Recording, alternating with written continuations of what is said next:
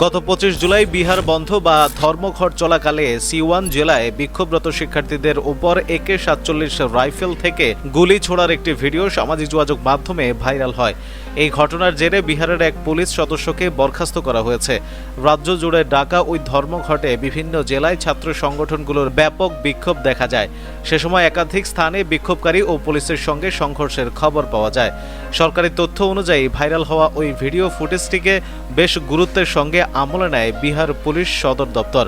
ফুটেজে এক পুলিশ কনস্টেবলকে বিক্ষোভ চলাকালে AK-47 থেকে গুলি ছুড়তে দেখা যায়। এরপরই অবিলম্বে তাকে বরখাস্তের নির্দেশনা দেওয়া হয়। এদিকে পাটনার জয়প্রভা মেদান্ত হাসপাতালে চিকিৎসাধীন আহত 3 বিক্ষোভকারীর অবস্থা এখন স্থিতিশীল বলে জানা গেছে। আহতদের মধ্যে 15 বছর বয়সী মোহাম্মদ আরিফও রয়েছে। পরিবারের ভাষ্যমতে আরিফ স্থানীয় একটি দোকানে কাজ করে। তার স্বজনেরা জানান, ধর্মঘটের সময় দোকান বন্ধ করে বাড়ি ফেরার পথে সংঘর্ষের মধ্যে পড়ে যায় সে। এ সময় তার ঘাড়ে গুলি লাগে। চিকিৎসকেরা অস্ত্রোপচার করে সহজভাবে গুলিটি বের করতে সক্ষম হয়েছেন বলে তার অবস্থা এখন আশঙ্কামুক্ত।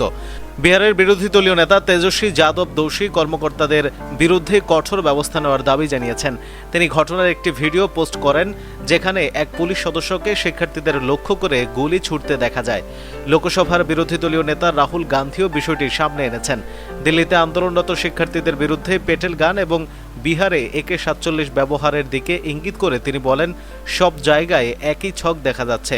পুলিশ কর্মকর্তারা জানিয়েছেন, আইনশৃঙ্খলা বজায় রাখাই বাহিনীর প্রাথমিক দায়িত্ব এবং প্রতিষ্ঠিত নিয়ম নীতির যে কোনো লঙ্ঘন অত্যন্ত গুরুত্বের সঙ্গে দেখা হয়। তারা আরও জানান, এই ঘটনায় একটি বিস্তারিত বিভাগীয় তদন্ত শুরু হয়েছে এবং তদন্তের ফলাফলের ভিত্তিতে পরবর্তী ব্যবস্থা নেওয়া হবে। আগ্নেয়াস্ত্রের ব্যবহার পুলিশের প্রোটোকল মেনে করা হয়েছিল কিনা এবং এর জন্য আরও কোনো শাস্তিমূলক বা আইনি ব্যবস্থার প্রয়োজন আছে কিনা তা এই তদন্তের মাধ্যমে বেরিয়ে আসবে। রাজ্যব্যাপী ধর্মঘটের অংশ হিসেবে বিপুল সংখ্যক শিক্ষার্থী ওই দিন শহরে জড়ো হয়ে গান্ধী ময়দানের দিকে মিছিল নিয়ে এগিয়ে যায়।